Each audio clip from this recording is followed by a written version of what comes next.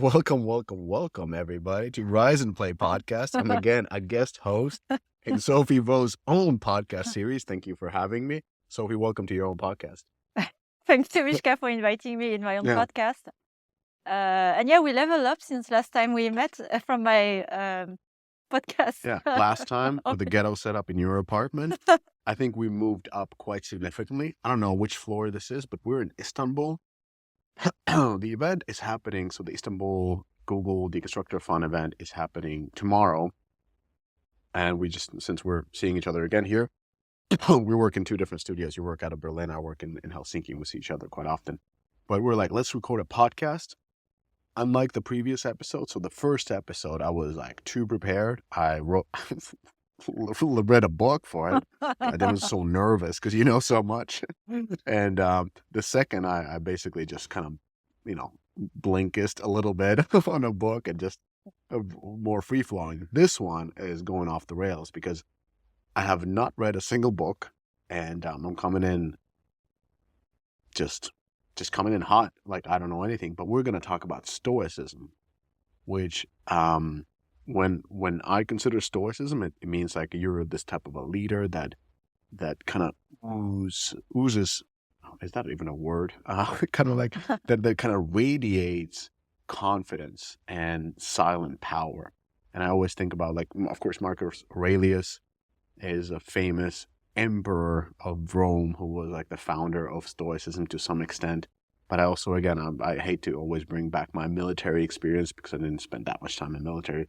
But we had some commanders who were stoic, in my opinion, because I think that is very much appreciated in a high stress environment like military, where you have leaders who are not panicking, who are not reacting, but they're sound men who you would follow in a difficult situation. So what the hell is Stoicism? Like how does that like reflect in business life? Yeah, where to start? Because I can give you a theory of Stoicism, but here that's not really the point. Here is like more back to leadership, and as we speak with the Rise and Play theme, how does it help in leadership decision and so on. So Stoicism is a movement, of philosophy and way of thinking, from Marcus Aurelius and other philosophers, Greek times, and then Romans as well thought. But many principles that have been incorporated in daily life today have been lost, and I don't know if it's the trend of the day. They're back to the modern movement. So I'll just explain maybe the principles behind Stoicism instead of a theory. It's basically, there are three pillars around it. Like one is really about a perception. So what do you see? Because a lot of things we see are perception, and we tend to take what we see for the truth. So that leads to a lot of issues that we will get into. Second is like action. What are we doing, right? So the way we act, we talk, everything. So control, management of your own action. And the last part is about wisdom, in the sense of understanding what you have influence on, what you can control and what you don't have control, and focusing on what you have control. So when you have those principles, is like there are many stressful situations that come to you every day, like little things. I don't know, like I will miss my train, I will come late at work, or I have something unexpected, or I'm dealing with stress, or I'm dealing with stress. Someone else is like so many things that come to you. And how do you go on with the day? And those are the tools to how a certain philosophy of how to approach it. Like, okay, take a step back. What is it that you can control? And what is it that you cannot control? And the things you cannot control, you don't do much about it. And then the things you can control, which again, perception and action. And what do you decide to do? And we can get more in detail about that, but that's kind of a theory, starting principles. And then we can discuss maybe concrete case, like how does it help? I don't know, in some difficult situation. Yeah. So let me just summarize, like, what do you see, like your perception of things that are happening? What kind of actions do you take? Like, what are your reactions or actions you take based on what you see that is happening? And then this third combination is like wisdom. Like, how do you, like, what do you, like, what is your experience, or like how do you approach, how do you solve problems? Like what is wisdom on this kind of? Like wisdom is really more the wisdom or discipline, like to really understand what you can and cannot control, right? So it's like the wisdom to not try to act on the things you don't control. So it's an act also of discipline. It's like first you need to have clarity on the things you can influence or not, and then you can actually decide to influence your perception or your action. Yeah, I like coming like so. I don't know if this is right, but when I'm thinking about Stoicism, it's that sort of like calculated, meditated action, versus like when I consider, like I'm slowly, very, very slowly trying to develop myself away from reactivity to, like, we've had multiple discussions, even like one like over lunch just like half an hour ago, discussing work related stuff. But my method, what I've been like, I'm just testing, like, is this going towards Stoicism or not? Like, as you know, like my method is always to zoom out, and I talk about that 5-year view. That helps me personally because I am a hothead. I'm very, I can be very reactive. I can get quickly angry. I get quickly happy. I'm like very emotional in many times. And that is not good in a position of leadership. So I've intentionally slowed down the pace of everything. Like, we don't have to answer this now. This is not important right now. We don't have to take action about now. Where previous is like, now. Like, let's close all the gaps. Let's rush, let's run. And then the second thing is, what has helped with that is really like, let's look at this from a different perspective, like the 5-year perspective or the objective perspective of almost like putting yourself in a consultant role, or like, what would I advise somebody in my situation if I would be talking to my advisor, which I also do, but like, what would be the advice here? And think personally that has helped me a lot, because especially in the beginning of the startup journey, I felt like everything has to happen right now, and there was like a lot of self-induced stress versus like, is this important? Can we talk about this next week? Like, do we have to take that approach? So I don't know, like, is this type of Stoicism thinking, or like, how can I improve that even more? Well, if I break down what the example you just gave, it is the principle I just shared. So first, it's like you having clarity, right? So when you zoom out, you gain more clarity. Like, what's the big picture for me? Like, why am I here? Like, why do I care? So first is like taking a step back to gain clarity. What's the situation? So read, instead of like reacting and acting. So just that already is like an act of discipline, where you can catch yourself in the moments like, oh, this is a situation where it's tempting to just answer now and just to, because when we react, it's a burst of emotion that we need to, it's uncomfortable. We need to do something to just, I want this to stop, right? And it's not conscious, but it's like, oh, like I feel stressed, or I feel lack of control. And so you will do something to really not have this uncomfortable feeling. But when you decide to not act, so you sit with the feeling and you take a step back. So there's a clarity, and then when you zoom out, you change your perception. Like, that little problem that I want to fix now is like, what is the big picture, and how I change my perception on the situation? Is like, we discussed without going in detail, like something that was really uncomfortable and negative as an event itself. But when we look at it zooming out, oh, it's an opportunity for growth for my big picture and where I want to go. And if I approach it this way, nothing is negative, right? So you already are influencing your perception. And then the last piece is action. So now, after you shifted your perception, I was like, okay, how can I approach this? And instead of fixing the situation or removing the problem, or, whatever, the person causing the problem, how can I incorporate this in something more sustainable that will, fit the long-term picture? And it's actually a more wise action. So back to the wisdom. So this is kind of a loop, like first clarity, awareness. It's not necessarily control of emotion, but it's awareness first, and then perception, and then, okay, what is my action to do exactly what I want to do, back to the clarity I have. Yeah. What would you, like, first of all, I'm really happy that you are quite stoic person, but not always. I've seen you lose your shit. Of course. So it's so helpful that you are actually a human. And And like to all the listeners, like, yes, Sophie sounds really smart, but she has her moments, and she's actually a human. I'm like, yes, yeah, oh yeah, she lost her cool, oh yeah, and then I got to kind of calm you down. I was like, oh, I'm very happy that you're not always stoic, but I'm the like I'm the other side. I'm mostly not stoic, and I'm like I'm asking you for like how would you approach a founder who doesn't or that is a founder, a person who's I'm just using a founder because they tend to have the most stress. How would you approach that type of a person and help them to get out of this reactiveness? Because I remember like at the most like sort of like stressful times, my wife was telling me like compartmentalize or something like that. She was using this word. I'm like, I don't even know what the fuck that means. Like you don't understand all this shit that I'm going through. You're just telling me a difficult word, and then it's just like so I was definitely on the low scale of stoicism and not being able to zoom out. But how would you help a person to get out of that emotional like emotional loop? Other than my best advice is like to remove Slack from your phone, which I've done. Like I've had it for a year or so. That's already a good practice. Because it takes away reactivity. Yes. You're like, I didn't see the message. Yeah. And I had no idea.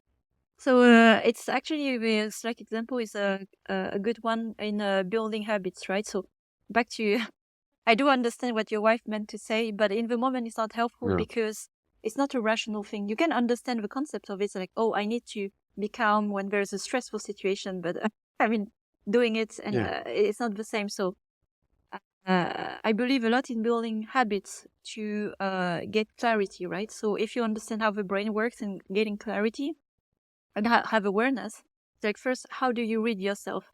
And I do believe a lot in physical health and here physical activity, because when you can read your body and scan your body, and I'm not talking about something, it's actually really physical, right? When you are going cardio, you can feel your heart, pounding. Cardio? Cardio activity. Just kidding. I mean, you're doing this all the time because I just know about it. So the thing is, when you can, first you need to catch the moment when you have you find yourself in a stressful, identify the situation. So what are the habits that will increase the odds that you can catch yourself, right? So physical activity, how do you build habits to have it? Some people use meditation to be, always connected, present in the body, or journaling. We talked about the inner speech, like be connected always with what's happening in you. 2 meathead for that. Yeah. But it's like building the habits, and it might be different for each person, because once you have the habits or the safeguard, I like to think of safeguard system, then it just give you some steps more ahead before you get to something you will regret, right?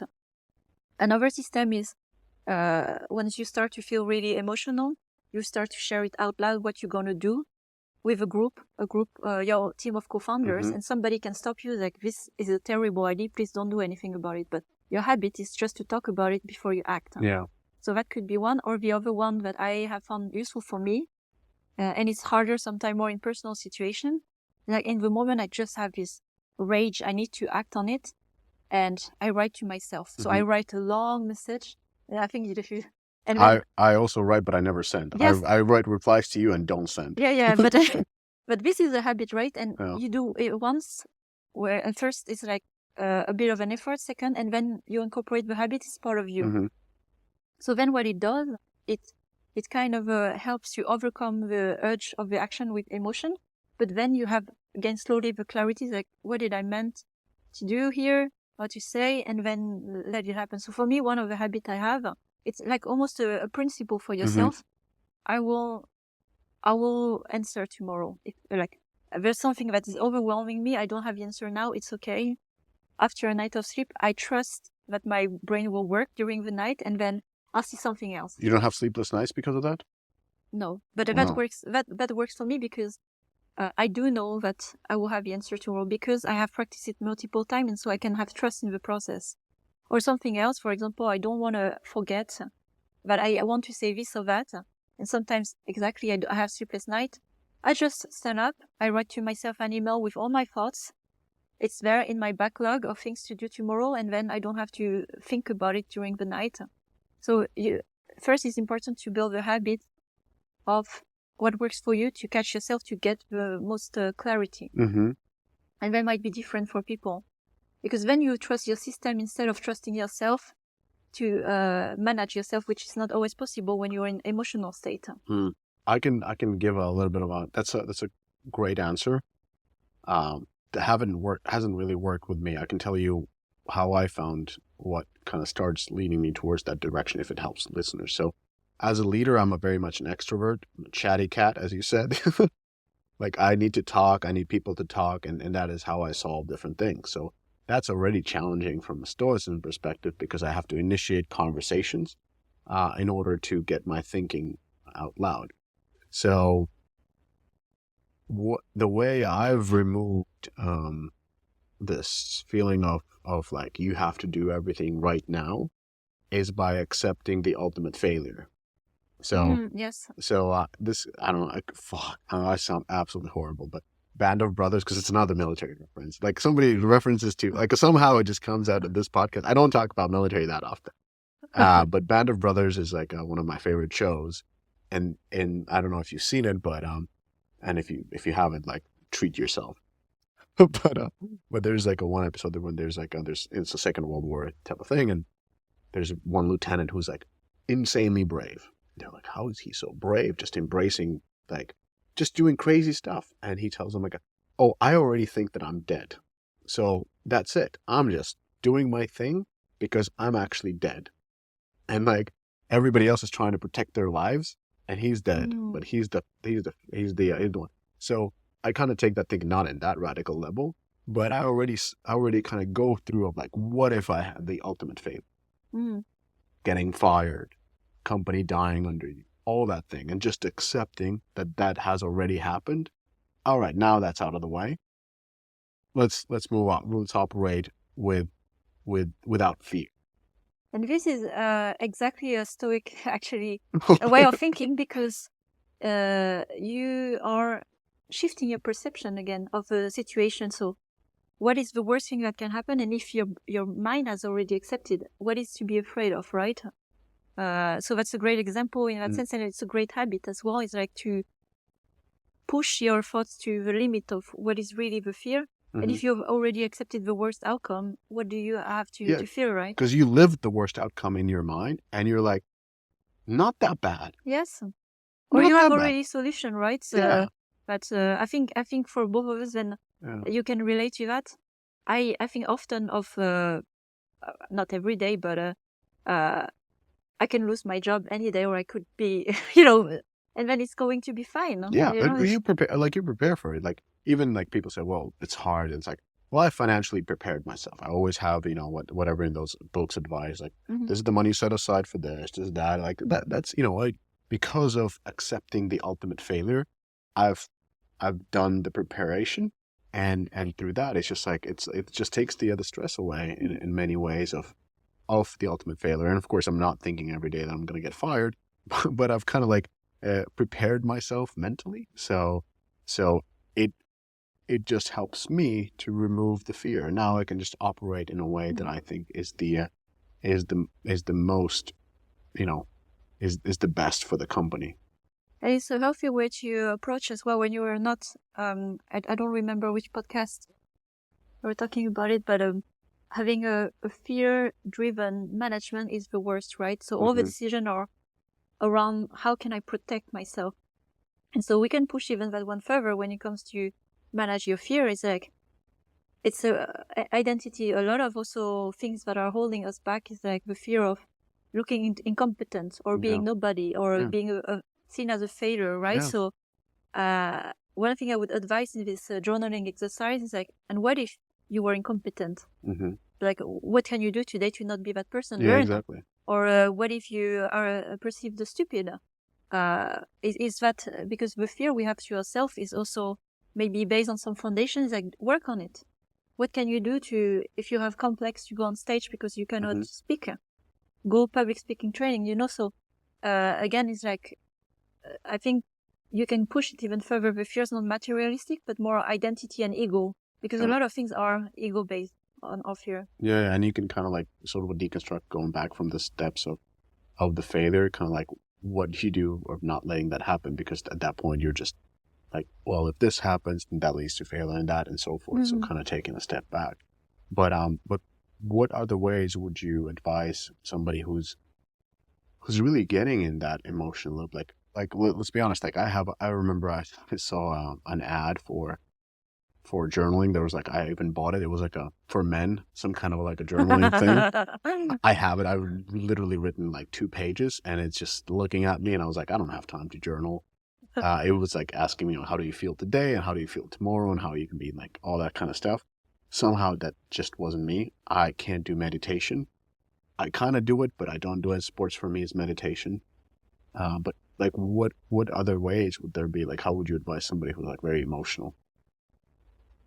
So emotion, I see it, and it's interesting. I think it's more so a society, I don't know, trend, like where we don't incorporate emotions part of our life. It seems like like almost like something that should be removed. Is like, oh, I feel angry. I should not feel angry, and so you are angry of being angry, or I'm sad of being sad, or I'm, it's like, so we add another layer of blame and shame of the emotion when we are feeling it. So again, it's through acceptance. Like, okay, observe your feelings. Like, I'm sad. Why? Like, well, because I don't know, somebody didn't value me today, or I'm really frustrated because that thing that I really wanted to happen, or that person I'm working with is just not, I don't know, collaborating or whatever.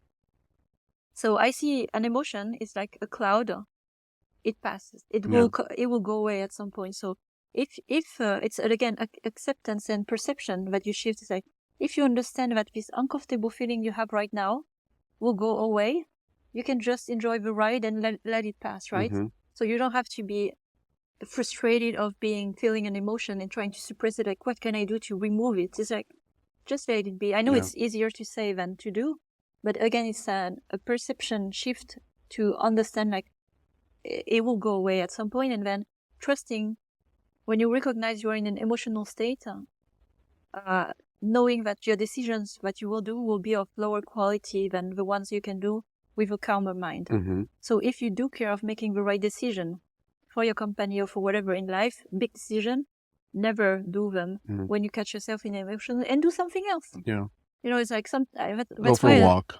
That's why I don't believe in fixed working hours for especially roles where you need to make really important decisions.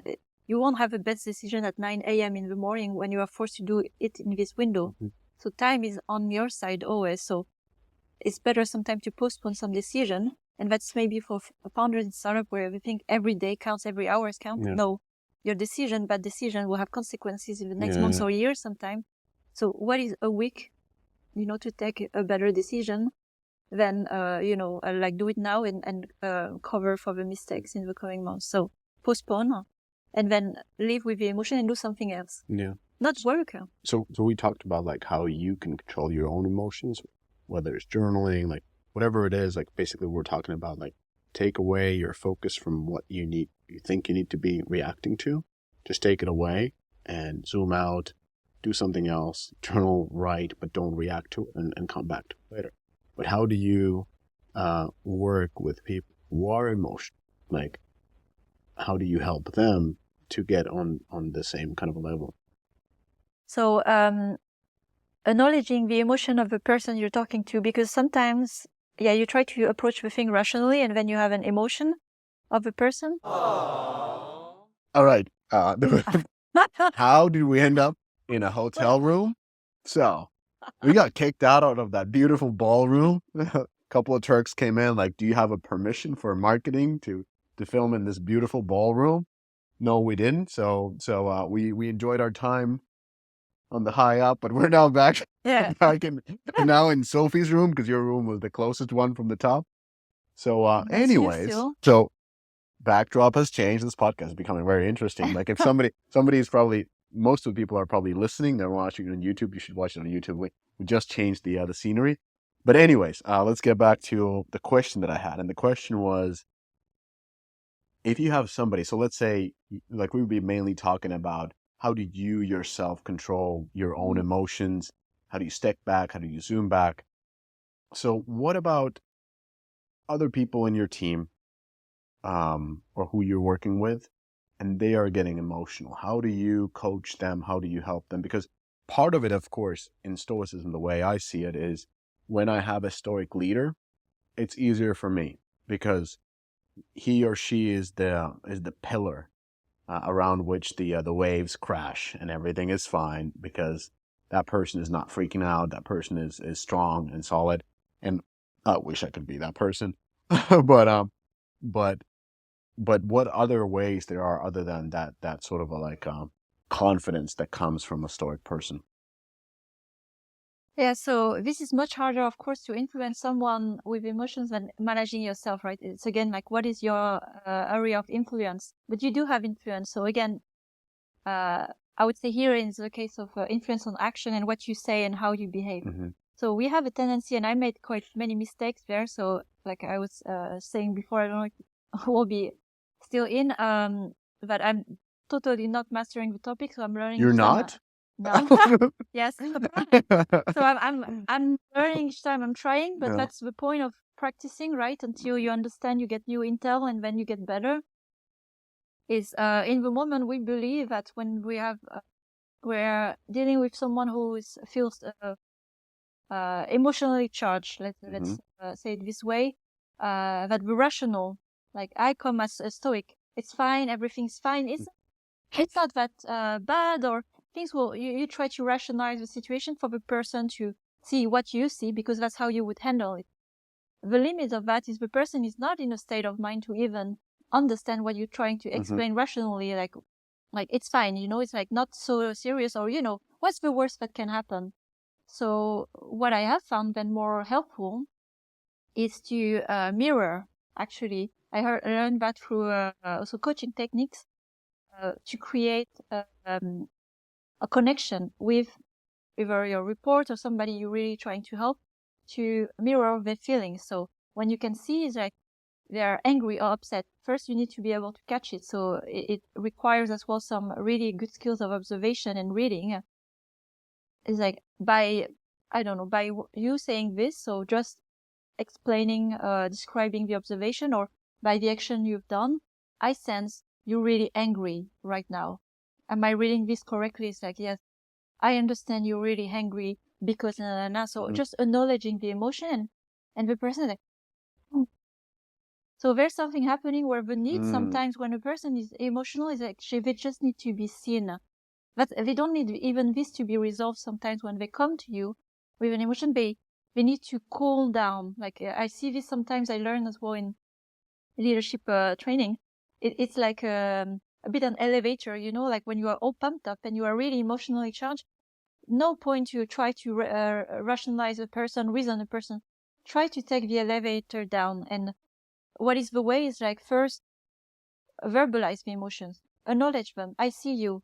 I empathize with you. It's like I don't have to feel sadder with you, but I can see your sadness, or I can see your anger. I understand. And suddenly like, okay, I'm not, it's like, and that has helped because I know myself as having experienced it, especially in coaching, because they are professionals for that. Like it just helps sometimes to acknowledge the emotion, and then you can have actually more like the normal conversation. Okay, how are we solving this? And at this point, like, I know the answer. I know what to do. Thank you. So sometimes just listening and mirroring is a good way to help. And we think sometimes as a leader, we are here to bring the solution in.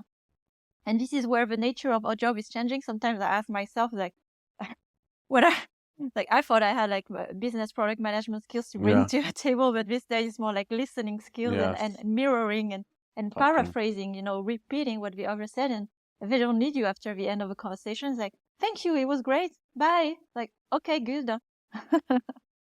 Yeah. Have you Yeah. experienced that? Do you know what I'm talking about? Yeah, I mean, like even going back to the situations that we have, it's a lot of it is just listening, and the worst thing possible. Like, you know, I might have had today an interesting conversation that came in, like a person had a high level of frustration, and that was affecting his emotions significantly. And again, just listening and understanding and agreeing. And in my mind, I was thinking like, wow, like this is what my mind is like, how this could be really bad if I would just start confronting everything that is being said. Then we can go like this. this talk would go so bad. I was just kind of laughing at myself, like old me would have probably gotten like hard against hard. Like, let's go, motherfucker. Let's really like joust our ideas against each other. But yeah, it's like, and you just like flow like water around things and listen, agree, ask more questions. And even if you disagree with something, you can ask like from your perspective, like, okay, well, I hear what you're saying, but how would you then do this? And give them another perspective and give them again a chance to answer now that they have a little bit more context about what is going on. So that is actually, damn, I think you've rubbed off on me. I've never written any books on any Stoicism, but I've gotten like a little bit bits and pieces, maybe by watching you behave, that I've also kind of like gotten a little bit of that. So. Yeah.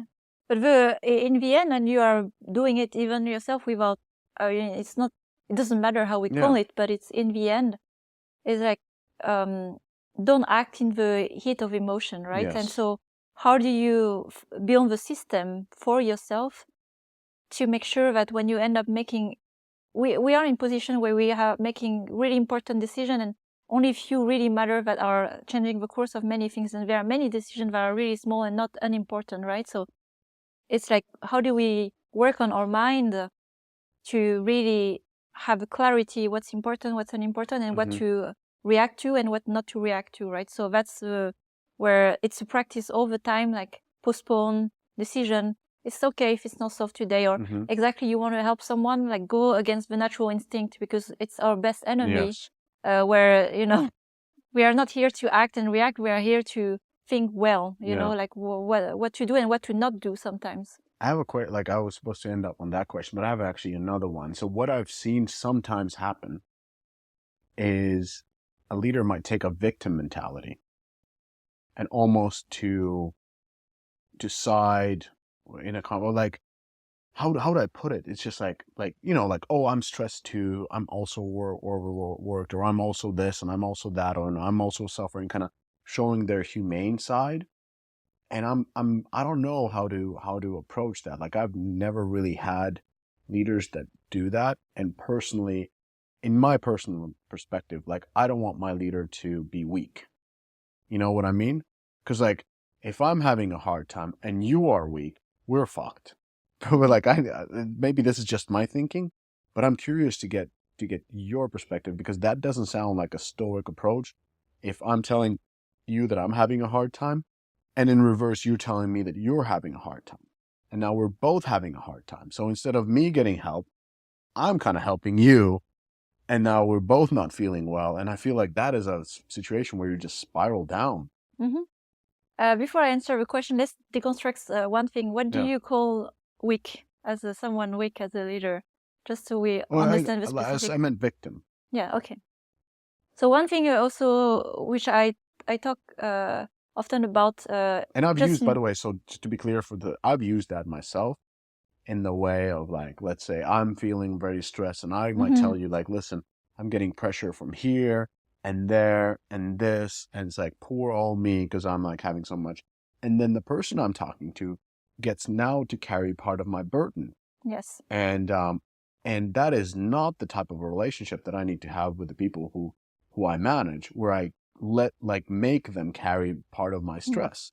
So that is what I'm, but I've seen that happening with others as well, where they feel like, oh, I'm gonna embrace my like part of my side, but like my feminine side, and gonna be like vulnerable, and I'm gonna share my heart and open it up, and this is what I feel. And now, and I feel like sometimes people that do that, especially like, you know, men, kind of feel like they're doing the right thing because they're finally talking about their feelings. They're doing everything that they've been taught, like, just let it go, just be vulnerable, be this. But it's like, yes, but maybe not in this concept of work. Like, I understand in other concepts, in your relationships and everything, but in a work setting, you as a leader, I think you need to be strong, because when the team around you is doubting or having anxiety or stress, you need to be the last one who's strong and not part of that you even fake it if you need to. Yeah, it's a tricky one because and okay, now I understand, and I there are several points I agree on, and I will answer as well how to. So,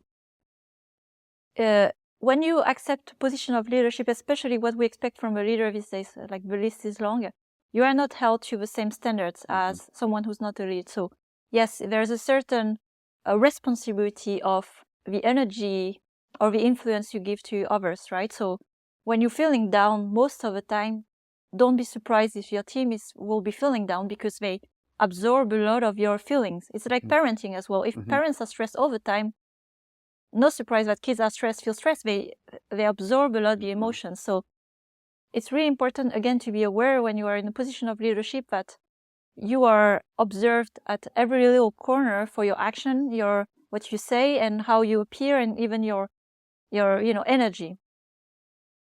And then there's the reality that we are humans, right? We have sometimes doubts. We have sometimes situation where we feel helpless and we just are stuck. We don't know where to go, right? So I think to who you share is important. So to your team, unless you really want to create a relationship of connection and trust, because your team will know when you're stressed. So you don't even need to say it, but they will think you are stressed maybe or under pressure for the wrong reason. Like your boss is trying to fire you, or your boss is like shutting down the whole studio. People imagine things. So for this purpose, I would be a leader. I would actually share openly. I've been under a lot of pressure because investors or I'm having like investor meetings. We are discussing the future of a company. Nothing to worry about, but I would give transparency, so I would still be in control of the communication, but also acknowledge that I'm under pressure. I take responsibility for how I'm feeling. It's not on you, but then it gives you a context and explain that I'm not my normal self. So I think it's important to communicate it, but it's a very different way to communicate it to your team. And then your partner, you can be more vulnerable and say, I'm really stuck. It's like, oh, I have really a down moment. And again, I believe a lot as a leader, you need to take responsibility for how you feel and how you act. That's the basis of Stoicism. You don't expect anyone to fix your issues. And with this mindset, when even you share vulnerability to share how you feel, it has a purpose more to either inform the other person or ask for help, but be clear what's the purpose, right? So if I come to you and say, and we have had this discussion, and I'm really happy how we are practicing this in this group. Hey, here, I feel overwhelmed. I'm going through this a lot and I'm asking your help. Or I just informing you that I'm overwhelmed, and if that may affect my behavior or even like the way I talk, FYI. But I don't need help for now. It's just I need to go through this. And I see we have communicated like this in the team, and it's a healthy way to just give visibility. But at the end of the day, we don't blame another one to take responsibility for how we feel. We have to manage ourselves. And asking help sometimes as well is not putting it on your partners. Like, I'm going to ask for help externally for people who are professional who can help me, a coach or a therapist or whatever, right? I'm taking responsibility to get better. I'm not expecting someone to fix me just by sharing. I think here it's, again, a mindset of taking responsibility for how you perceive things and how you feel in your action. No one is responsible for it. I agree, and I agree with you. It's just like this has kind of been something that has been on my mind, because a lot of the times when I talk to the same people who open up and who kind of share their burden with even people who report to them, when you ask them of like what was the good leader, and they would say, well, this guy or gal was like sitting in the studio, headphones on, always accessible, but didn't really say anything. And you're like,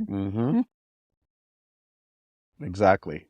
It's like, I didn't mean like didn't say anything, but only communicated methodically. In a cold way. And not in a cold way, in a smiling way, in a good way, but methodically. Not like, and one person even said like like if the studio would have been closed down the next day, nobody would have even had a clue. They're like, what? Really? It's like, we would never have guessed based on your demeanor. So that is like, the people themselves told me that is the type of a leader that they described was really good, who they worked with.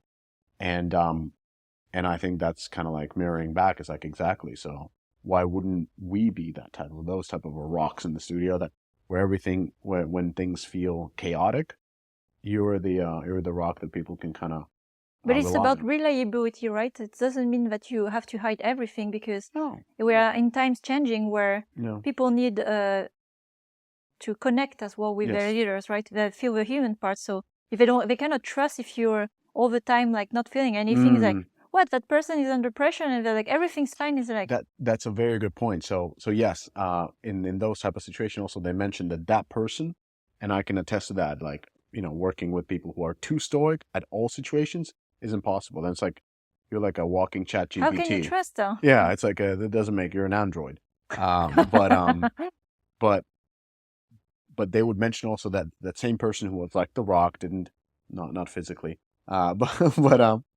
who was this person who was just very stoic and always communicated correctly. But then when we're in games, when they would play games together in the studio, he would let loose and be fun and like all that tough stuff. He'd be himself.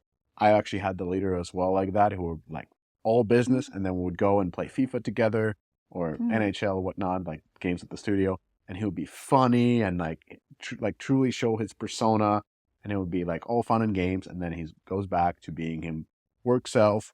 Boom, let's we can always talk if you have any questions. I'm always going to communicate clearly about the company strategy and this, and that. We can play games, we can have fun, but I'm never going to bitch you about my boss or what the company is going for, like how stressed I am about this and that. It's just like, feels like he's running the studio. Everything is great. He's really fun when we go for drinks. He's really fun when we play a game. But when he's on his computer or communicating, he's all about business. Yeah, but it's the responsibility of leaders to not overshare things that are not helpful for teams. What are they doing with this information? And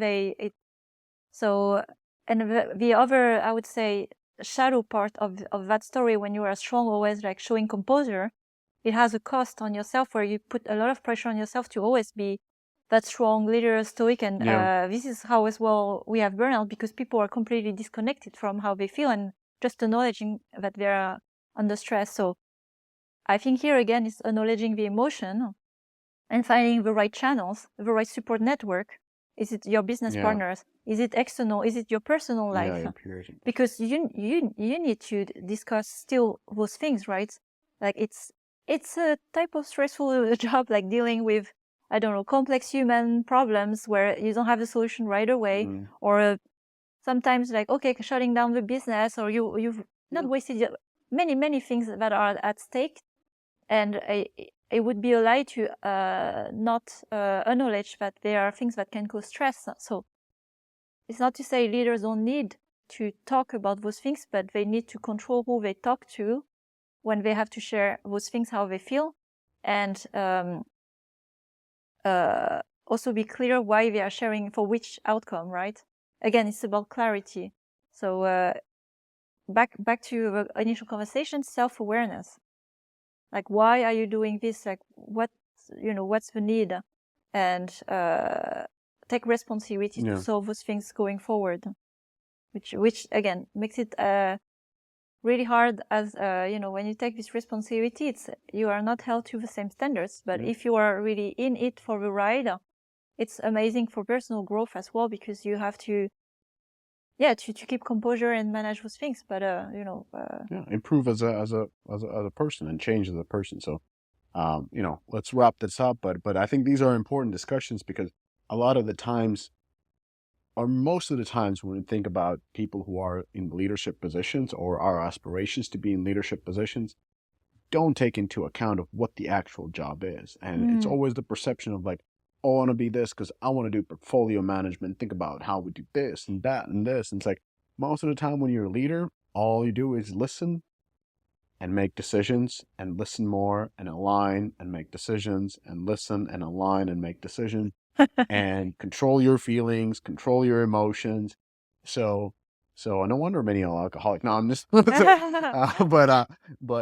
it's an interesting job, and it's a totally different, as you said. It's not building on your skill set that you've had before, but you actually have to build a new type of a skill set. That's why your podcast is so important, in my opinion, is because it teaches about the craft that you need to learn as you transition from individual contributor or a team lead or a game lead into a position of a leader of various principles, and it's a damn hard transition.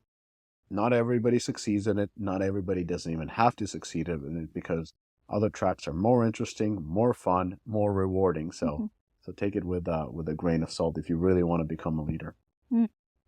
And as working with you, Miska, I wouldn't have believed that, but now I know, because it's been like 6 months. You've been also growing like really amazingly in this journey of acting stoic in many ways without even knowing about it. So that you can take away all the war movies that I watch.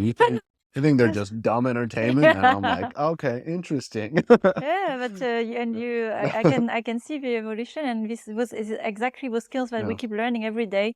And no one's perfect. I mean, like, you have seen me lose composure as well. So that's what I want people to also take away from this, is like, Stoicism is not like, I don't know anything about Stoicism, but okay, so my perception of Stoicism was very much something unattainable. It's like all the books, Marcus Aurelius, this, that, you can say anything and they're just composed, but it's actually just a way of thinking. And I'm still myself, a chatty cat. Like, we were trying to get a kebab here, and it took us an hour because I was talking to everybody. Like, just stop, just walk past people, because I'm still in myself, and I still, say absolutely stupid things among other people. But I think I've little bit learned to control my emotions, and just by zooming out and constantly thinking that I'm already failed. I have failed at all of this. So it like, let's get over that fear, and let's just act like that has already happened. Yeah, and then you chill, and everything is just a bonus, right? Exactly. Then you've passed the like in the racing game, you passed the time gate, and now you're on the bonus round. You can just go and like see how far you get. Don't worry about getting to the next checkpoint. Yeah, exactly. That's the spirit. All right. On that analogy, with 2 different settings, 2 different changes, the sun is setting over the beautiful. Can we say Istanbul is beautiful? Istanbul is interesting. Istanbul is large. We haven't seen enough of Istanbul. This is my second time here. We have a beautiful cemetery here on the background with the skyscrapers. It's a wild city. So we're gonna hit the night of this wild city right now. Yes. All right. Thank you, everybody, for listening. Yeah. Tune in to Rise and Play. Like, subscribe, because it helps. Actually, no, it doesn't help. It's just very nice for Sophie. If you like the podcast, if you leave a comment, and if you subscribe, she really enjoys it. So please do that as a favor for her. And if you're on Spotify or Apple, if you can just leave that 5-star if you enjoyed this conversation, Sophie would also enjoy that. This is not my podcast, so give her a shout out. Thank you. Thank you.